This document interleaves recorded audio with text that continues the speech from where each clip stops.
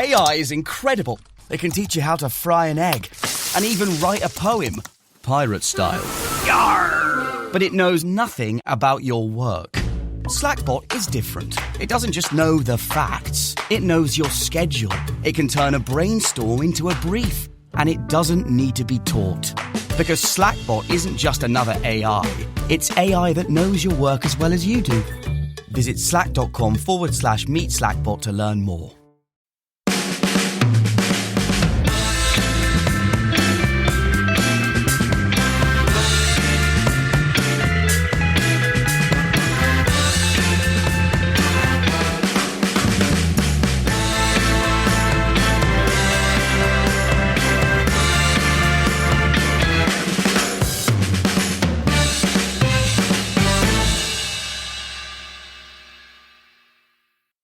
All right, we're here for the weekend pod with Daniel. How's it going, Daniel? Yes, good, thanks. How are you?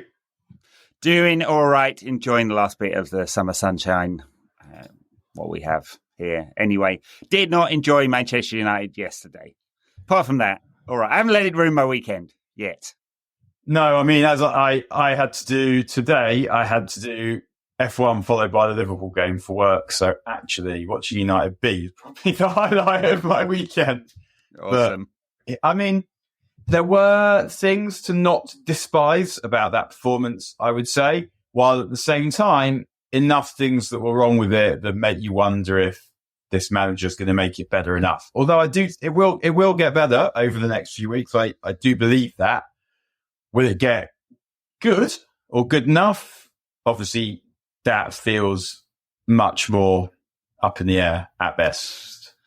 Yes, I mean, I think I said at the end of last season that he would get a very short honeymoon period this season because people aren't just going to say, okay, clean slate.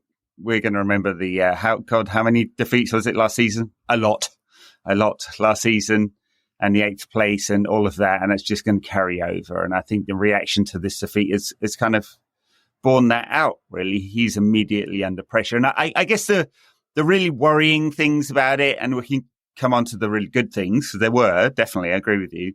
The really worrying things is that the two goals United conceded were really, really, really familiar. Just like incredibly so. And like, especially the first one, I think they call it half space box zones and the second 6-yard box, just looking at the tactical stuff. They did absolutely defend that like total box zones. yeah, exactly. It just like that goal, how many times have we conceded that under Ten Hag? I mean, it's over and over again, so much so that it's got to be a feature, not a bug. And then the second goal in which I mean, I guess it's Casemiro's fault because he drifted out of his zone and then just didn't bother to run back. So everyone's expecting him to be there from the second ball, and he's just not. But like there were 3 players unmarked. And actually, having looked at it again, just before that happens, and Ciso has a shot that goes just over the bar, and there are 2 men at the back post unmarked then as well. Right. And I think, the most frustrating thing about the winning goal was can't even fucking blame Maguire. Because no, he wasn't there. Like the first one, you kind of go, well, all right, but Maguire, fucking idiot, should have defended that better. And obviously instead, he's saying he couldn't have done anything about it, like some kind of outgoing Tory government. And I think if we start from the top, I did not and do not really understand why Maguire was in the team. We don't know exactly what's going on with De Ligt, so maybe he's not fit. But we said it last week that at some point, we were waiting for Maguire to fuck up before leaving him out for De Ligt, that is going to happen, and there's a good chance it costs us points. Now, we don't know how ready De Ligt is, and it is also true to say that when he came on yesterday, he dived into 2 or 3 tackles, getting nowhere near the ball. But if we're trying to be good, he needs to be in the team. He needs to be in the team now. We've got Liverpool next week. Maguire he's not even the past, never mind the future. And so it just makes no sense. And similarly, even though I really liked the way we pressed in the first half, the team that he picked is not the future of this team. And I don't totally get why Xerxes wasn't just playing from the beginning either. Yeah, I mean, I guess it's got to be conditioning and readiness and stuff like that. I mean, although we say that, and Lisandro Martinez was in the team from the start, and he basically had no preseason either. So it's unclear, and maybe it's just loyalty. He does this, Ten Hag. He waits until someone screws up, and then they're out of the team. But it does mean that De Ligt will probably make his full debut next week against Liverpool, not being entirely ready, not having had much of a preseason, which is really odd. But let's go through the goals, because they're the two of the, and we've had a lot of evidence here, right? They're two of the worst pieces of defending we've ever seen under Ten Hag, and a lot of people are to blame. So for the first one, ball goes across the 6-yard box twice, and Maguire is there. Twice! I know, it's unbelievable. And Maguire's there standing still both times, but also Mazraoui doesn't press, doesn't go attempt to stop the cross, the second one at all, right? He's just standing there. And Dalot doesn't try and stop the first one either. And Dalot doesn't try and stop the first one, right? So, our concerns about the level of quality of defending of those two players kind of borne out. I mean, it's horrendous.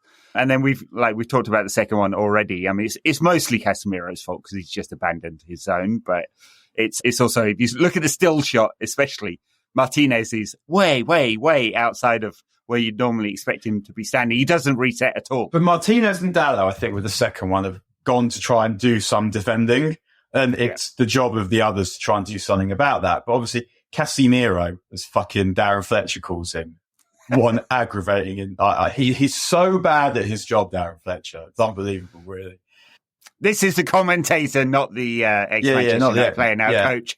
Or whatever he is, yeah. Casemiro basically is blowing out his arse after 70, and we don't have anything we can do about it. And the goal that what was so agitating about conceding that goal is it's just another late goal conceded. And a fucking Brighton, man. Like, I don't know what it is, and maybe it's just me, but I kind of feel like every club south of London is a joke, and the embarrassment of losing to them, particularly in front of their fans, is more significant than losing to some of the northern clubs that are at least like proper football towns. Proper football clubs, yeah. But Brighton, man, there's hardly, the ground's not empty, there's no noise, and yet we are desperate to let them score, because even before that, they're looking much more dangerous than we are. They make 3 changes in the 90th minute, and they make a difference. We don't do anything about it. And as I said, the Enciso shot, they had options before that. And then I was kind of looking up some stats, and luckily Red Marrow is providing them for me. This is since the start of 23-24, United have how many goals, quiz time. How many goals do you think United have conceded in the last 10 minutes of games plus injury time since the start of last season? Oh, I was just going to quote the post-90. Last 10 plus injury time, I'm going to say 15. No, Edward. 23. Oh, my God. Goodness me. Yeah, because it was a huge number after the 90th minute, wasn't 16 of them were game-changing goals. 9 of them were in injury time. And in total, we dropped 14 points. Wow. In the cup. Okay. No, I haven't finished. Go on. There's more. It's like, was it Jimmy Cricket? Jimmy Cricket used to go, hadn't he? There's more. And then more. So we lost to Copenhagen, conceding 83 and 87. This is because I think that was Lee. And then obviously Coventry, we conceded in the 80th and the 95th, and then almost again in the 120th. And this level of intense, collective, congenital weakness is a problem, and perhaps bringing in Mazraoui and De Ligt will stop that from happening. And perhaps Ugarte, who presumably is going to arrive shortly. I mean, I guess we'll discuss again in a bit. We'll discuss him again in a bit. Perhaps they'll stop that happening. But this is a habit, and it's not just even under this manager. It happened a lot under Van Gaal and Mourinho as well, I think, or at least that's how I remember those times when they'd be trying to see out a 1-goal lead and end up jizzing it. But yep. Well, look, with the substitutions. Oh, by the way, one more stat while I get to it. I think I'm right in saying this. When United have conceded first, we have won one game out of 25 under Ten Hag, right? So just again, another point to the sort of mental weakness and fragility. Really? Is that Forest? You know what? I don't even know what game it is. Well, 2-0 down to Forest, but I would have thought, did we not come from behind against Brentford as well? To win or to draw? I can't Did remember. we win against Brentford? Yeah, but McT. Was it not 2-1? Maybe it's that one. Anyway, I may be quoting the statistic wrong. Maybe it's more than one. But it just points to the sort of mental fragility of the team. And we changed out all the players, basically. I mean, he's bought an entire Dutch side. So we can't say it's just the players, although there's obviously something there. He's bought the players that he believes will work for him. But once again, he made a bunch of very odd substitutions, presumably to see out a draw. And Brighton made a bunch of attacking substitutions to win the game, right? This is a 31-year-old manager who's had like zero time actually managing, who's like, I'm going to gamble. And Ten Hag took off the captain to bring on a player who's leaving this week. Said this? That was really like, what the fuck? And at the time, even, that's not like benefit of hindsight. At the time, that is, what on earth are you fucking doing? I mean, I suppose you could say, like, Scott McTominay's one skill is getting into the box late to finish, and he's normally brought on in emergency situations. Were we chasing the game at that point? Because we certainly didn't play like we were chasing the game in the last 10 minutes. But also, you can't take off your best player for someone you're about to sell. I mean, you don't bring the guy you're about to sell for other reasons. Like, you need to sell him, so you don't want to get him hurt. But also, you might take off Bruno Fernandes if you've got Mason Mount on the bench, say. But what are you hoping to do? By taking off Bruno Fernandes to bring on McTominay, you're basically saying we're going to hope for a ball into the box. But the idea that we're going to win this game by imposing our football on the other team, no, we're not doing that anymore. Why? Yeah, I don't know. Yeah, I don't know. I mean, it was absolutely mad. Bizarre timing of the substitutions. I mean, Delict for Maguire on 80 minutes. Just give him another 10 minutes, I guess, of minutes. Right, but what's 10 minutes going to get him to? I mean, without knowing the plan, it's kind of hard to say. But is that 10 minutes the difference between him playing next week and not? You would not think so.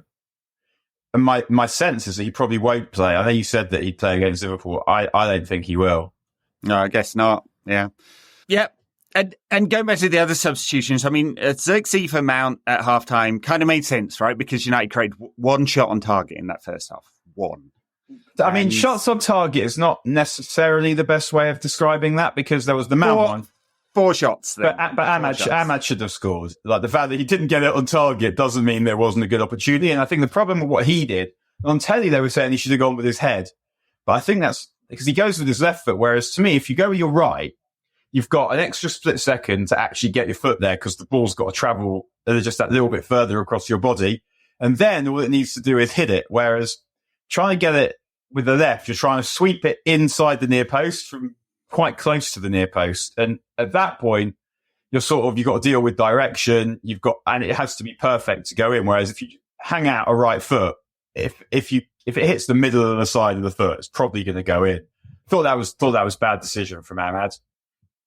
But did think that was a good chance. And I thought the way we pressed in the first half was good. I mean, we limited Brighton to very little. In fairness, Brighton were missing some players. Yankuba Minte is a good name to say in a Mancunian accent, though. I tell you, what do these polos taste like? Minte. Yeah, I thought we played quite well in the first half. We do struggle to score, and we can't pretend that isn't the case. And no, and that's why Xerxes came on for Mount, right? The defensive side of the pressing, the winning high balls, the intensity of it, the coordination of it is much better with Mount in the team. Obviously, right? That's his best skill, right? He, like Anthony, all the best statistics about him are defensive. And that worked. And we lost a bit of structure when Xerxes came on, but we actually had a striker there, right? So once again, like as has been the case for most of the 2 years Ten Hag has been in charge, we cannot do both at the same time. We cannot defend from the front and we cannot create chances. It's one or the other. Yeah, I would say so. What I would say more is also, we struggle to control games and create. And someone said to me yesterday that it's almost like he needs 4 central midfielders on the pitch to control the game.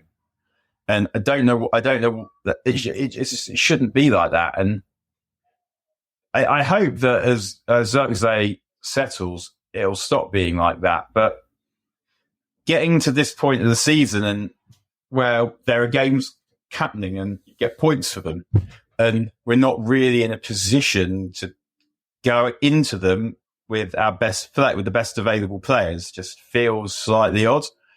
And then if you think that structurally, I mean, I'm not an expert, and we'll discuss it more in the tactics pod. I thought structurally the pressing was quite good, but I'm not happy particularly with all the in possession stuff. But just let's go to that in a sec. But with the pressing, I kind of felt like, did you feel like we were shattered after about 50 minutes and just they just drop, the intensity drops, and that's I mean, I think that's true, and and also Mount wasn't there, and Xerxes does not do the same thing at all, right? So it's partly players and partly, maybe they're just not fit enough to play that kind of game yet. And as Darnish would point out on the Tactics Pod, which is for Patreon backers at patreon.com/NQAT, we build up in a 3-1-6 formation, and we still play everything in front of the opposing team, right? So that United created 0 chances because it was actually I'd say 0, not 0. Few chances because it was actually quite easy to defend against us. What I did find quite funny was the commentator goes, João Pedro looks like he's got the job of slowing down Harry Maguire, which feels like the easiest money anyone ever earned. Yeah.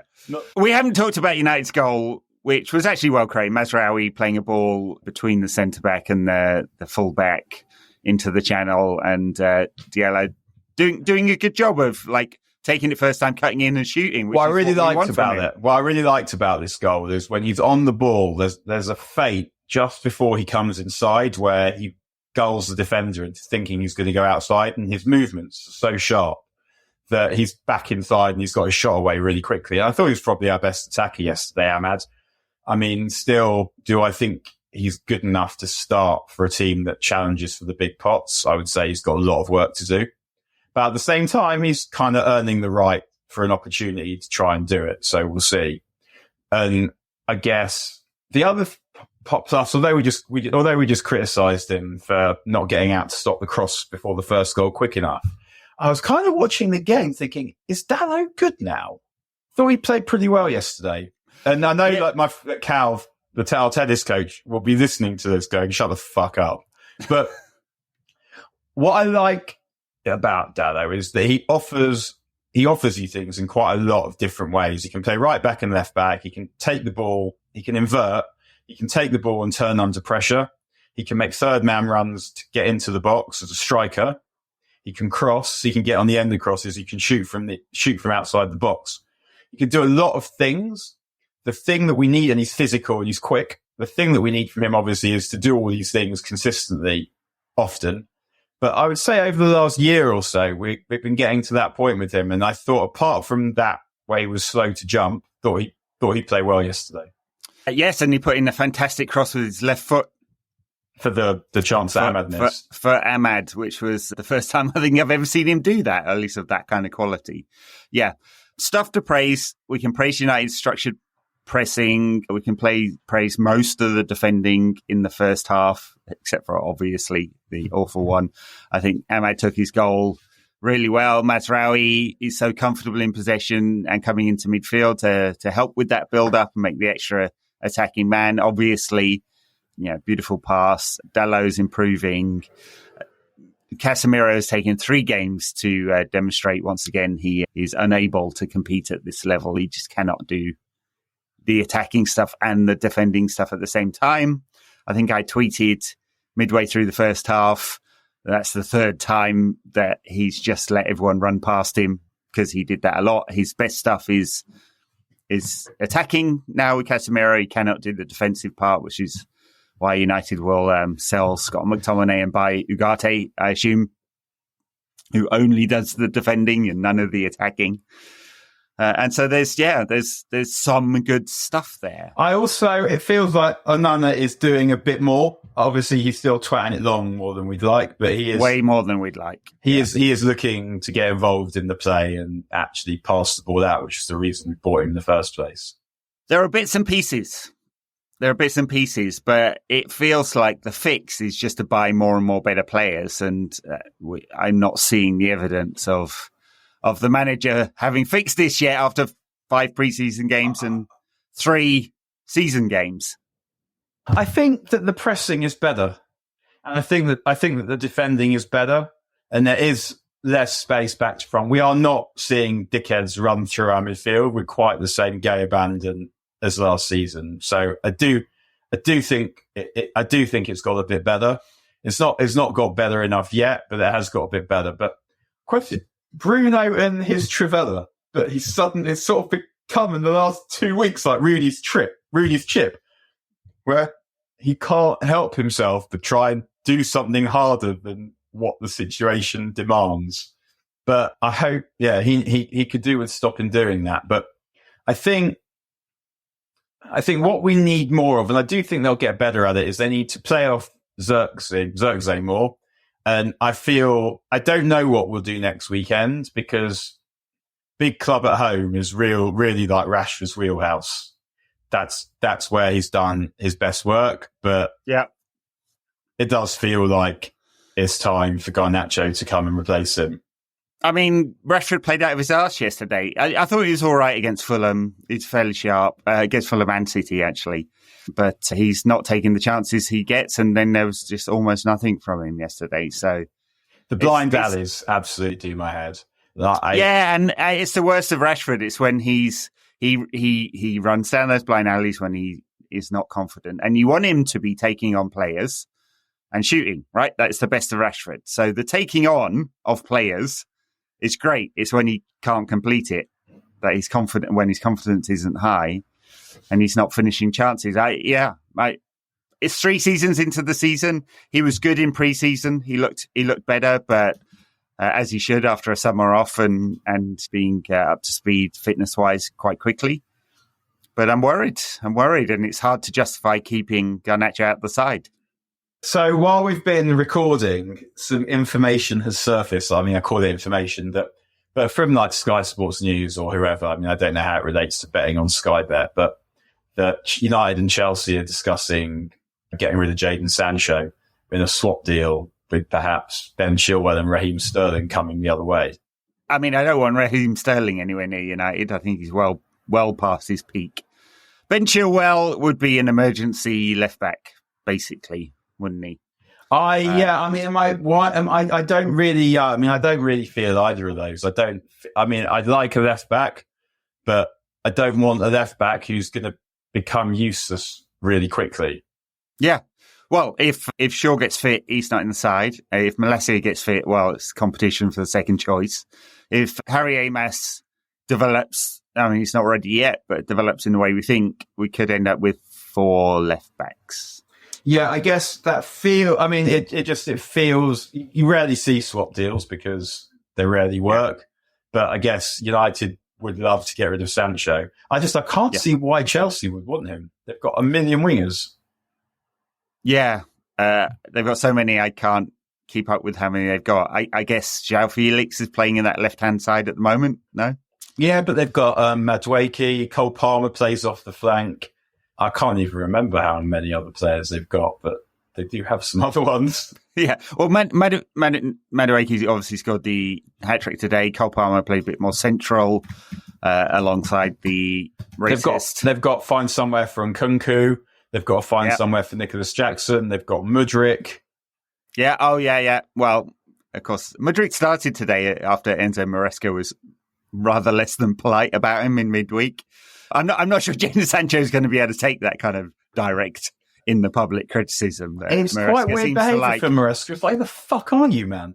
I know it. Yeah, he hasn't got the bank of credit to do that. You just managed that. You got promoted a team that should never have gone down in the first place and had by far the best players in the league. You got them promoted. Why are you suddenly cunting off professionals. I don't understand why you would do that. It's not a show of strength, it's a show of weakness. Yeah, I suspect that is why. Anyway, yeah, that swap, if it's mooted, seems a little odd to me. I mean, especially since Raheem Sterling has massive wages. 17 million a year. He'd be amongst United's top earners. Seems mad. But yes, they will look. I mean, with Sancho, anything above 30 million is effectively a profit. Yeah. And you'd want to get his wages off the books. I mean, he is a massive PSR hit and also just pointless. Was he even in the squad yesterday? I didn't even notice. No, he wasn't. No, he wasn't. Right. So his mystery illness is continuing to keep him out. So, yeah. I mean, I'd have a bunch of problems. Some of it will be solved in the next week, at least. A defensive midfielder will solve a lot of problems. I'm trying to think if there's anyone I'd take off Chelsea, like actually want to take, who they're not. Would I take maybe Chuck Wemeka? Maybe. I wouldn't mind having a look at him. Just, well, I think what's missing, like a bit of physical presence in midfield, I'd be not uninterested to see him, I guess. Yeah, I know, but I mean, he's really hard to move on because he's on a massive wages as well, right? You take Cole Palmer in a heartbeat, but it's one of the ones they won't sell amongst the 20 who are currently banished. One thing I would like to say is, like, yeah, we do need, like, first of all, I feel like Martinez, I don't know if he's rusty because he hasn't had a lot of time off, but he's another one who's diving into things and needs to relax, I think. And you could see when he played with De Ligt that them both diving in for stuff could be a problem. And one of the things I noticed, even though I'm letting him and Dalot get away with the winning goal, is one of the things that was really noticeable is when the ball's wide and the cross is about to come in, none of the defenders who are between the ball and the back post where the goal comes from scans. No one looks over their shoulder.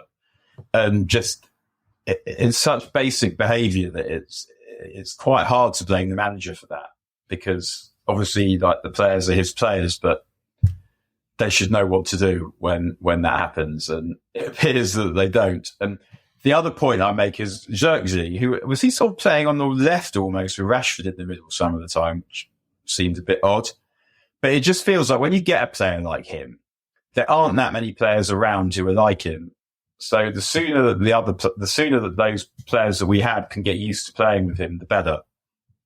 And I do like him. I like his touches, that he's got a lovely touch. He understands the game well. And I feel like he's someone who would be able to get more out of the wide players, might be able to help us out by making an extra body in midfield. But we just have to do it. Like, at this point, we need to try and get, Ten Hag needs to try and get what he thinks is his best team on the pitch, and then he needs to try and leave it alone, because if you keep changing things, no one will settle. And one other thing, Mainu does loads of lovely things in every game.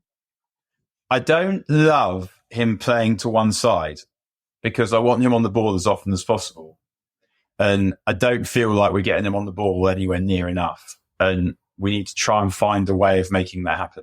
He's not getting on the ball enough, but that's because United's build-up is direct into the wings. So.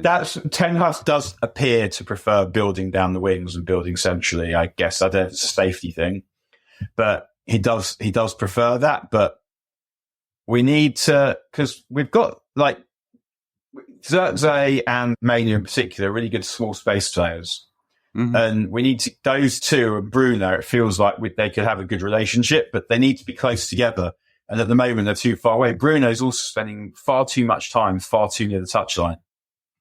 And sometimes wander out there, but really, like, our best players are central, and we need to get them into those positions where they're able to see and affect what's going on all over the pitch, rather than seeing, your best players out wide, where in order to get on the ball, someone really needs to give it to them.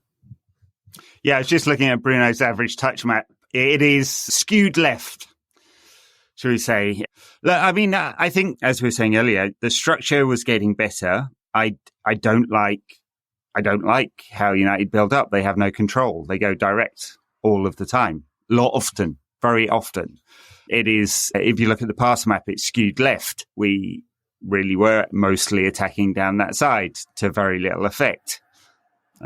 And as I said, like, I think in the macro picture, Ten Hag gets no grace this season whatsoever. Like, it's fair enough to say he has time under the new structure. Let's build a team around the new players. And if Ugarte arrives, he'll have got 5 players this summer.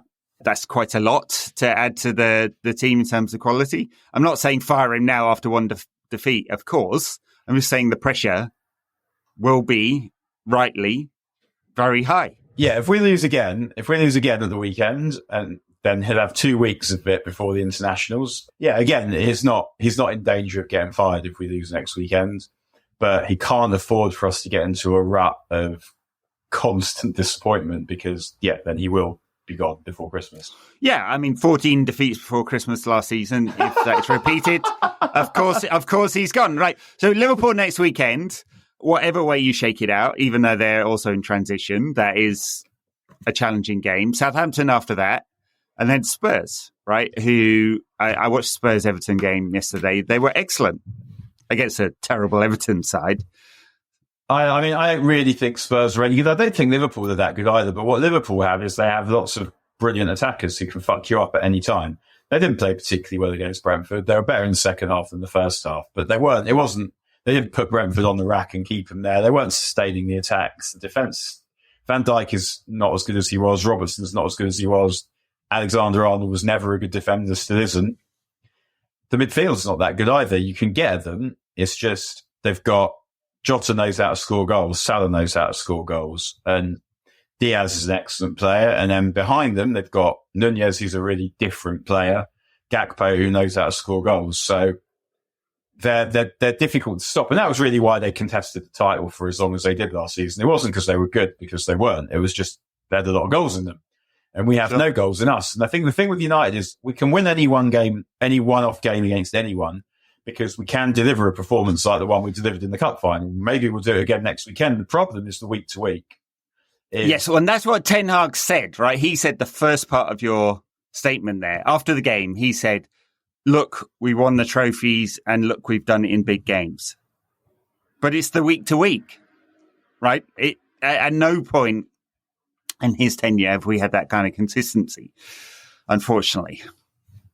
And not extrapolating from one defeat, but, indulge me for a second. It looked very fucking familiar. All right, shall we move on? Scott McTominay, United have accepted a bid of 30 million euros from Napoli. So I guess it's down to the player to decide whether he would like to work under the mighty Antonio Conte and whether they're a bigger side than Fulham, which I guess. This is a brilliant move for him, I think. If I was him, I'd be fucking buzzing because I wouldn't have wanted to go to Fulham, really. Because that's accepting that actually you're not a top-level player, you're a sort of mid to low-ranking player. And I could totally see why, if your options were Fulham and being a specialist sub for United, you might take the sub, even at 27 when you want to be playing every week. But to be able to go to play for Napoli and who get to the Champions League, who contest titles, who are just a club with identity. And then, I mean, if I was him, I'd be absolutely all over that. And I'm sure he will be. That, yeah. And £30 million feels like a fair amount of money for him, although not that fair compared to what people that are way less good than him are getting sold for by clubs that are not United. Yeah, 30 million euros, so £25 million or so. That is 10 million less than Emile Smith-Rowe went from Arsenal to Fulham, for example. Now, Smith-Rowe, technical player, higher ceiling, you might say, but hasn't done anything for 2 years, whereas Scott McTominay scored 10 times in the Premier League last season.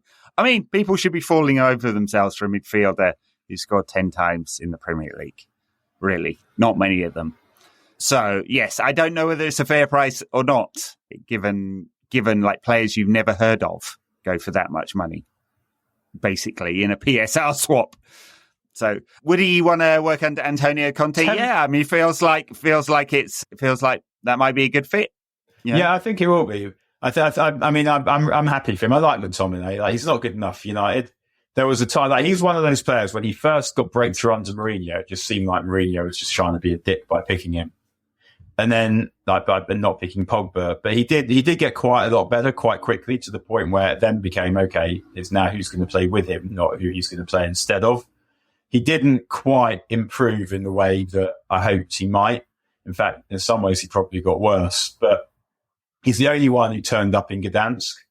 And although it still didn't work out, I'll always respect him for that. We got some great moments out of him last season, scored against Liverpool in the Cup. And yep.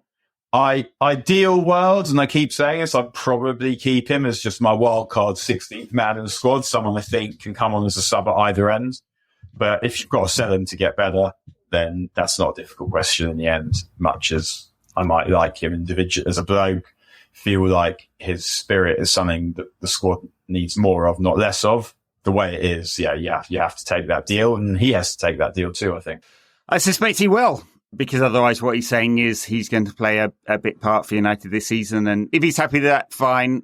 But as you said, 27. Are we saying that he's like, so Kiernan Dewsbury Hall is 25 and he cost Chelsea 30 million quid? Yeah, he's not better than... He's had one good season, which was in the Championship. He's not better than Scott McTominay. Scott McTominay, very limited, but he does one thing very, very well, and name the quite an important thing in the context scoring of goals. Football. Quite important. Yeah. As one tweet I saw today said, Wolves out XG'd Chelsea. Scored the actual goals. Yeah. So United, actual goals are quite important. I think United are second in the league for XG this season. Top stuff. Well, that's because we had 2.5 against Fulham. Right. I mean, we lost the XG to Brighton, but I mean, it doesn't really matter, obviously, but their goals were both tap-ins. So I don't think it actually reflects the balance of the game in that sense, just that their goals were easy. Not easily constructed or anything, just the way that the finishes came about. They were tap-ins. Both high XG. United had a 0.72 XG chance, which was Garnacho's that he fluffed against Fulham, which juiced that somewhat. Yeah. All right, so McTominay leaves, and presumably they do the deal for Ugarte now because they can afford him, whatever financial structure it is, whether it's with an obligation or whatever. I thought that they could afford Ugarte already. The argument is over how much he's going to cost. And obviously this deal helps United in general, but I don't think this deal is the difference between signing Ugarte or not signing him. It's what they're trying to work out with Ugarte is try and agree a price that doesn't piss anyone off too much. Yeah. I mean, the thing with buying players who are on high wages, on very high fees, who may not be good enough, is that you want to replace them again in a year or two.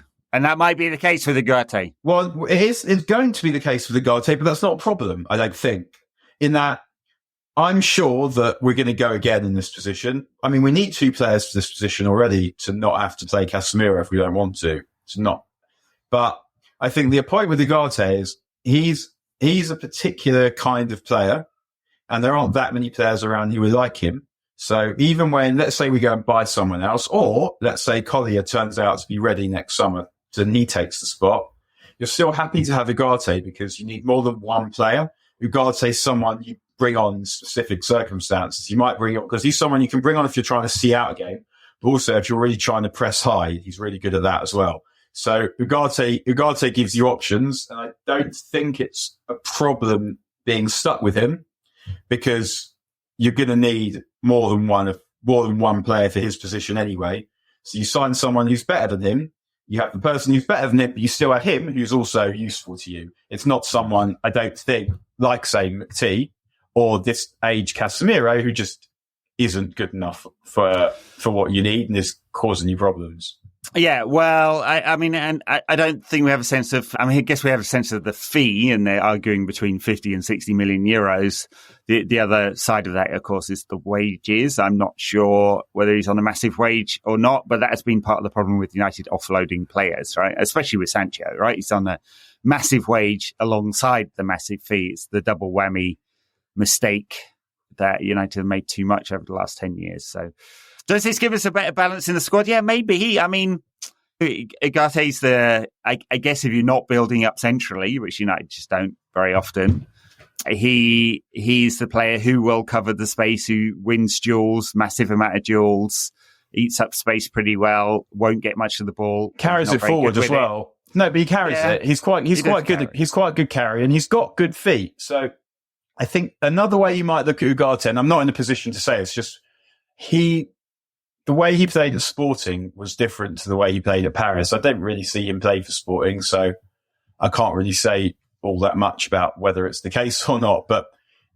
I think the idea with Ugarte is that he's a really talented player they think, or it is thought, some at least think, with elite potential, who's had a bad year, who's lost his way a bit, rather than we're signing someone who's not good enough for Paris. It's more that they don't press high, do they, Paris? Given the players that they've had, they're not looking to step on to the opposition. They hadn't been, yeah. So that may change now. And they've also got, if you look at who they've got in midfield, they've got Vitinha, who is more the kind of player they want. Zai Emery, so I don't have a.